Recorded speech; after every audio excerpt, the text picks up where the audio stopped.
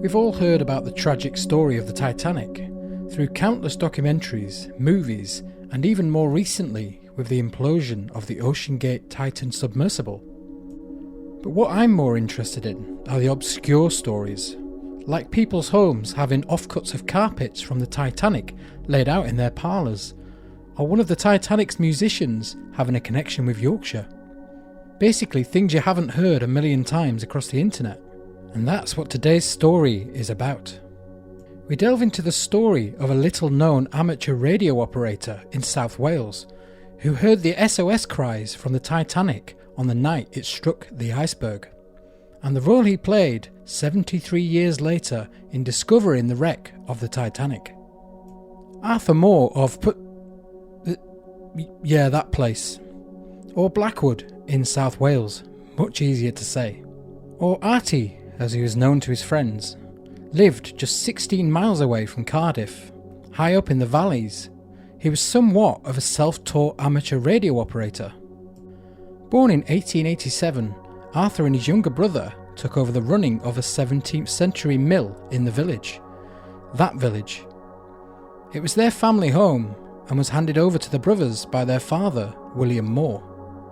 The brothers became well known as entrepreneurs and pioneers after many inventions the pair had made, including using the water wheel at the mill to generate electricity and charge local farmers' batteries, long before electricity came to the area.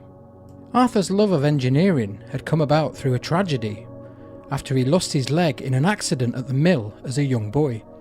For the rest of his life he wore a wooden leg.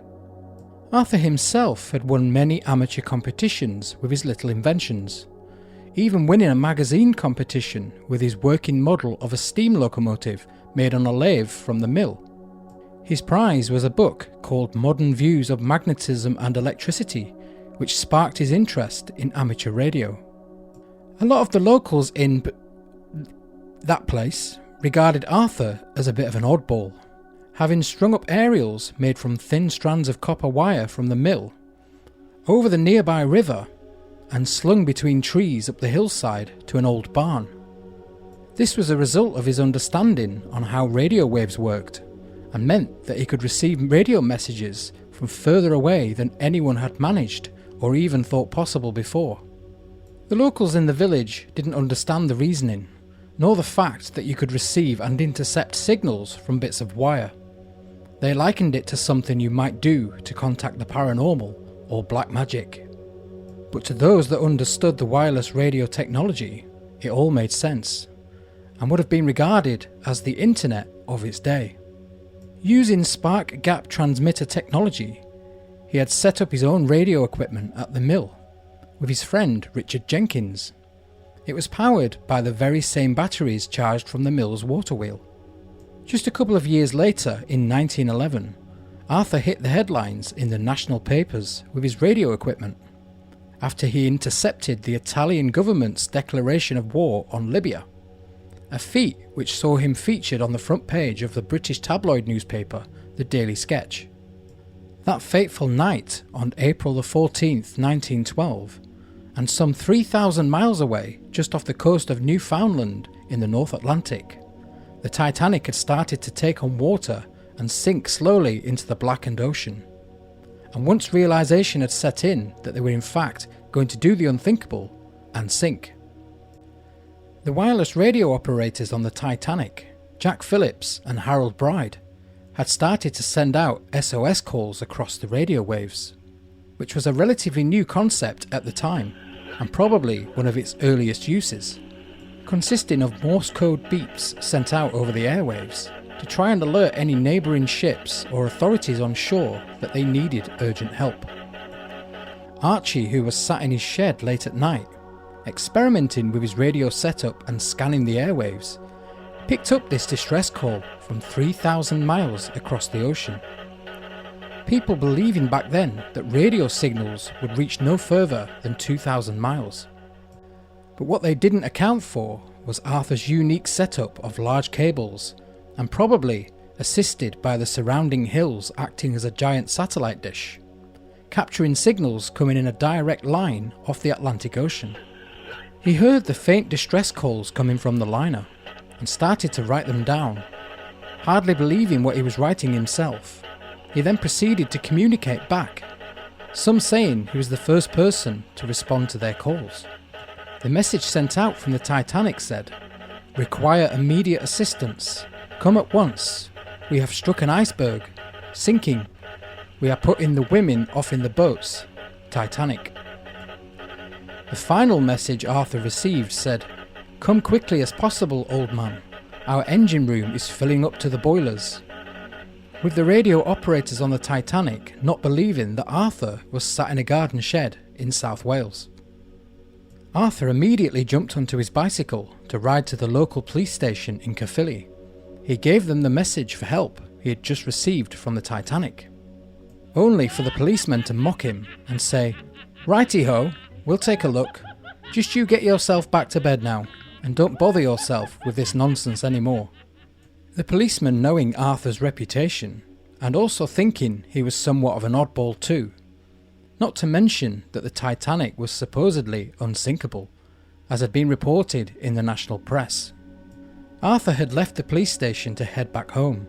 He continued to contact other radio operators that night and let them know of the signals he'd received. Only this time people took Arthur seriously. However, it would all be far too late. 2 days later, the newspaper reports started coming through about what happened to the Titanic, and they corroborated every detail that Arthur had told the policeman, even down to their use of the recently adopted SOS distress signal. Arthur's messages were believed to be the only land-based reception in the UK, possibly the world, as the messages were relayed to Newfoundland by other ships. Arthur's brilliant understanding of wireless technology was soon noticed by some highly important people. One of those was Guglielmo Marconi, the father of wireless communications himself.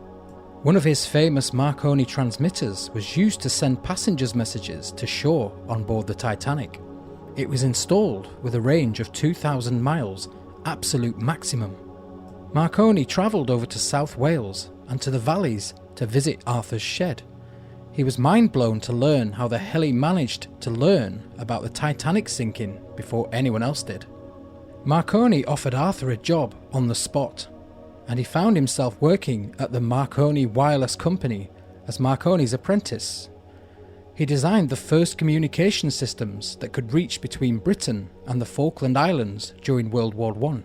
In World War II, he pioneered the echometer, an early form of sonar, a technique that uses sound to navigate, measure distances, and communicate with objects in the water.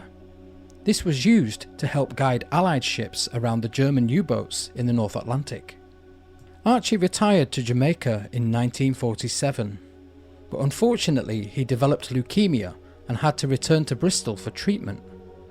He sadly died in 1949, some 36 years after his death, and 73 years after Arthur had picked up the distressed liner's SOS calls for help. It was the very same sonar technology that Arthur had pioneered that was used in discovering the Titanic's final resting place in 1985. Bingo! Yeah! The mill still stands to this day, and a group of local amateur radio enthusiasts have created the Artie Moore archive in his name. They have set up a radio transmitting station at the mill and continue to broadcast using Artie's original call sign via the magical sound of Morse code. It's a very fascinating story and the kind of thing I love on the channel. I hope you enjoyed it, and next time I'll try to not pick stories involving village names that I can't pronounce, like Pontllanfraith. See you on the next one.